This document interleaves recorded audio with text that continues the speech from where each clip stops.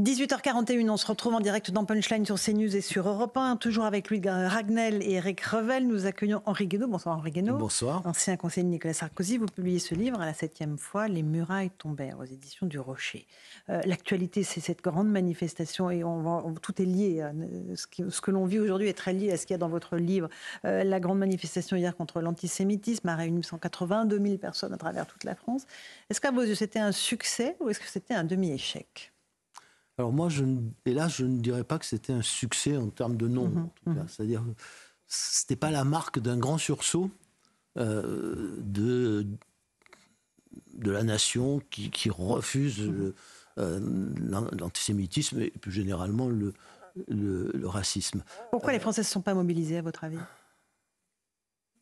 Je ne sais pas, mais quelque chose d'un peu inquiétant, c'est-à-dire qu'on voit bien la société. Alors, la France n'est pas la seule dans ce cas. Toutes les sociétés occidentales sont dans cette situation. Dans cette société, il y a deux pôles qui se radicalisent, et puis au milieu, il y a une majorité de gens, une sorte de ventre mou qui ne prend pas vraiment parti. Une partie est prête à se mobiliser, déjà dans le sursaut. Et l'immense majorité de ce grand centre mou, mais oui, enfin qui est mou en sens qu'il ne, pour l'instant, il s'engage pas. Voilà, il s'engage pas, même pas dans le sursaut. Donc certains par attentisme, d'autres peut-être par indifférence ou parce qu'ils ne se sentent pas encore concernés. Mais en tout cas, il y a cette majorité de Français, je pense que la majorité des Français est là, elle est prise en tenaille entre deux radicalités qui, quoi que vous puissiez dire, quelque position que vous puissiez prendre, de toute façon, vous vous retrouvez l'ennemi de l'un. Alors les deux radicalités, quelles sont-elles, Henri Guénaud, à vos yeux ? Alors, la première radicalité, c'est celle qui déteste les Juifs, et l'autre, ou les Juifs ou Israël, mais il y a une vraie confusion dans cette histoire. Et de l'autre côté, il y a ceux qui détestent les Arabes, voilà, ou les musulmans. Enfin,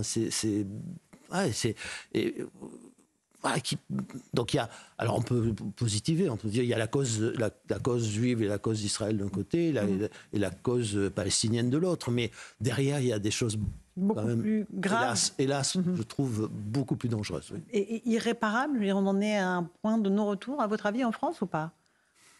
Je ne sais pas dire, mais moi je trouve que le danger est devenu très important. Voilà. Et le danger et l'antisémitisme en est pour moi vraiment un des symboles les plus inquiétants, ou un des signes avant-coureurs les plus inquiétants, parce que si vous regardez l'histoire, l'antisémitisme a toujours été le prélude à une catastrophe, aux violences extrêmes. En Occident, je répète ça tout le temps, mais depuis 2000 ans, c'est la figure du bouc émissaire. Alors certes, il y a un nouvel antisémitisme qui vient se rajouter à ce bouc émissaire 2 fois millénaire. Mais le problème, c'est qu'il vient s'ajouter à ce souvenir de toutes les violences antisémites de l'histoire.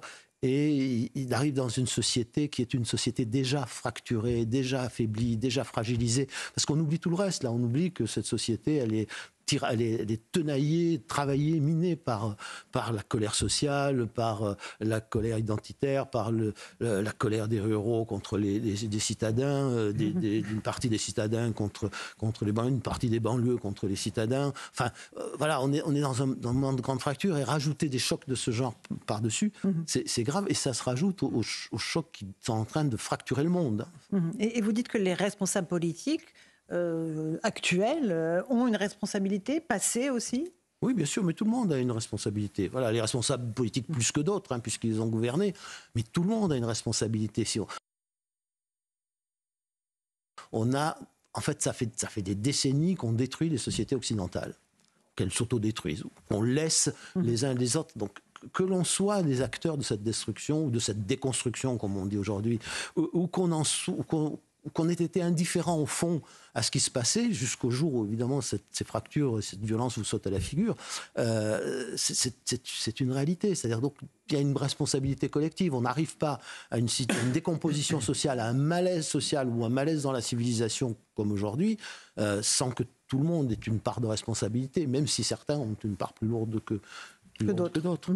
L'absence d'Emmanuel Macron dans cette manifestation a été largement critiquée. Est-ce qu'elle a du sens, cette critique, ou pas, pour vous, je crois qu'on s'est beaucoup focalisé sur cette absence, mais après tout, que le président de la République n'avait pas manifesté n'est pas non plus un événement extraordinaire.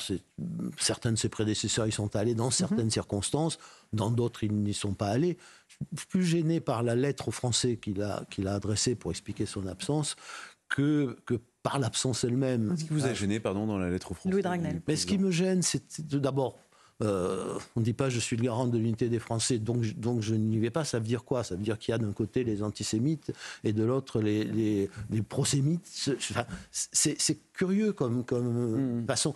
C'est ramener cette manifestation à un problème de camp et de clan. Donc je ne vais pas.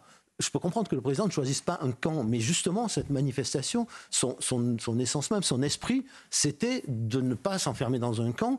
C'était le camp de l'universel. Oui, mais c'est l'universel. D'abord, c'est la nation.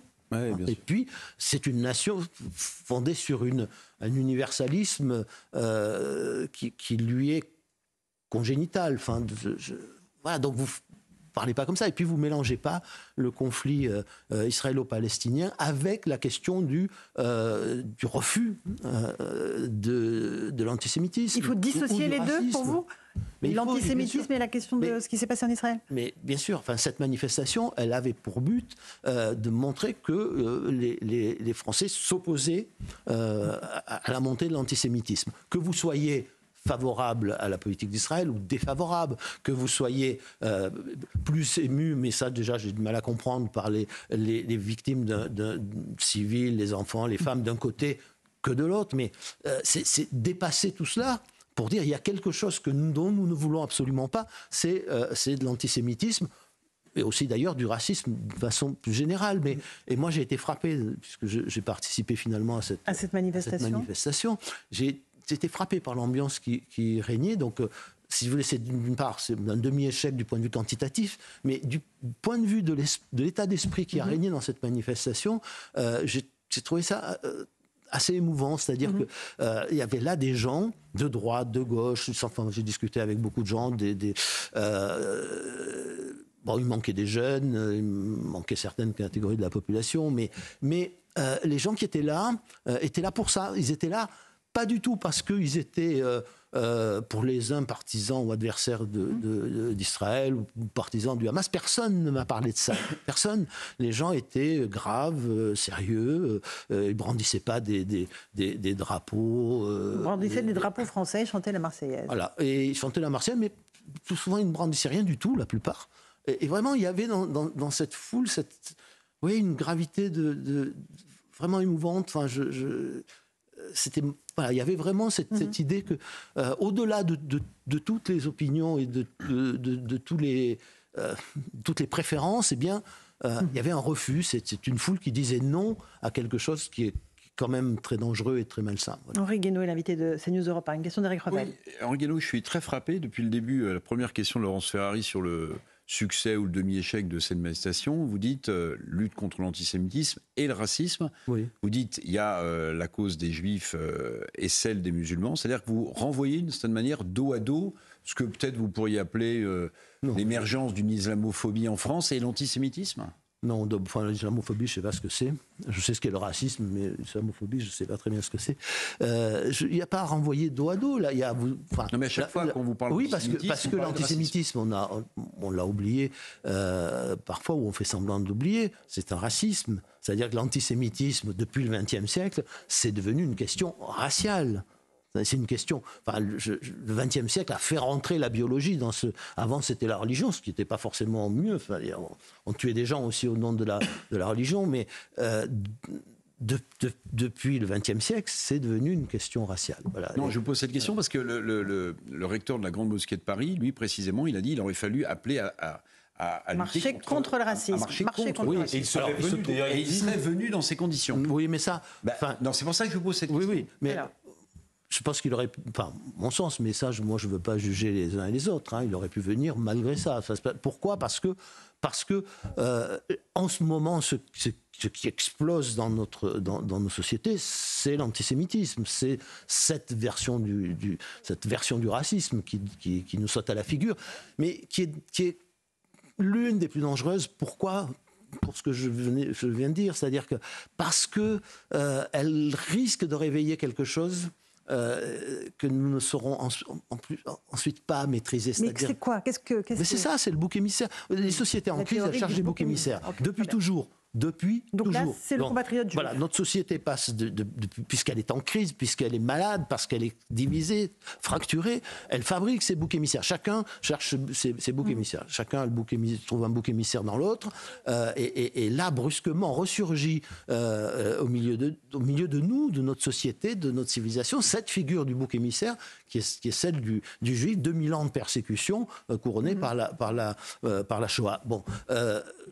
Voilà, c'est donc, pour moi, je considère ça comme terriblement dangereux. Il y a des gens qui pensent que ça n'arrivera pas, que c'est pas grave, je pense le contraire. Je pense que le risque, il est considérable. Édouard Philippe a expliqué il y a quelques instants que, selon lui, on pouvait évidemment tout faire pour lutter contre l'antisémitisme, mais qu'on ne gagnera jamais.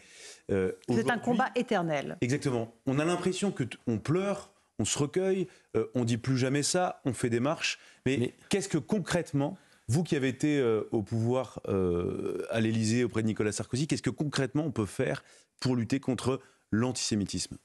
Mais est-ce qu'on peut faire pour essayer d'opposer la civilisation à toutes les formes de sauvagerie qui dorment en nous ? C'est-à-dire, oui, il a raison, c'est un combat éternel, mais c'est un combat éternel, en réalité, contre la violence qui est dans l'homme et qui se cherche des boucs émissaires chaque fois que la société est malade. Voilà. Chaque fois qu'il y a des malheurs, chaque fois...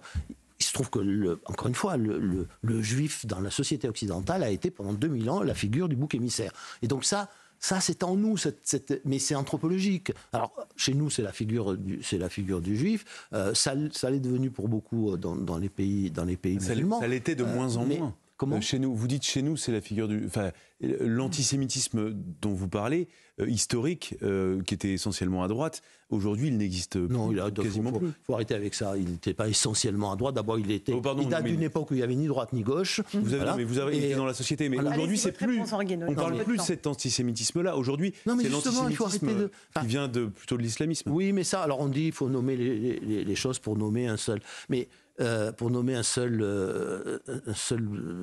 coupable, mais ce qui est dangereux dans ce nouvel antisémitisme islamique, c'est qu'il peut réveiller tout le reste.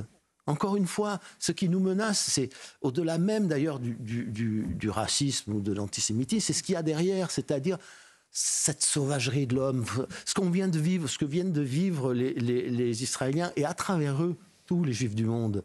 Et probablement tous ceux qui ont une idée de ce que peut être une humanité avec les abominations du Hamas, c'est le réveil de quelque chose de très profond que la plupart des Juifs pensaient disparu. Voilà. Bon, alors c'est le Hamas qui l'a fait, mais je ne peux pas vous refaire l'histoire des femmes qu'on éventre, des bébés qu'on décapite, des gens qu'on brûle, des villages qu'on brûle avec toute la population enfermée dans l'église. Vous en avez des exemples au Moyen-Âge, vous en avez la guerre de 30 ans, vous pouvez les regarder. Enfin, c'est ça le danger pour moi, il est là. Il est dans cette sortie de la violence qui se cherche encore une fois des boucs émissaires. Donnez-leur le nom que vous voulez.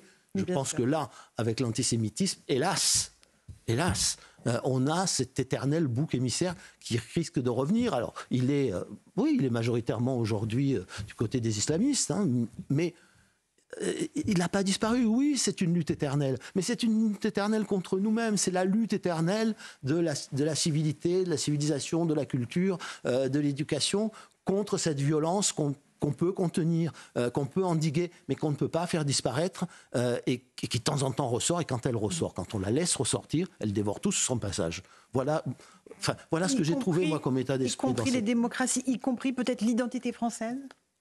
Oui, l'identité française, c'est aussi l'identité de la France, c'est aussi une barrière contre cette violence sauvage, cette animalité, cette sauvagerie qui est dans l'homme, qui est intrinsèque à l'homme. Chacun lui apporte, chaque peuple, chaque civilisation lui apporte sa propre réponse.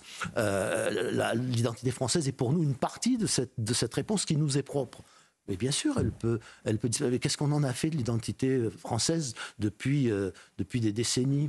Alors, l'identité, c'est pas quelque chose. Enfin, on pourrait consacrer une émission à ça. C'est pas figé, ça bouge doucement. La nature humaine, non. La nature humaine, elle ne change pas.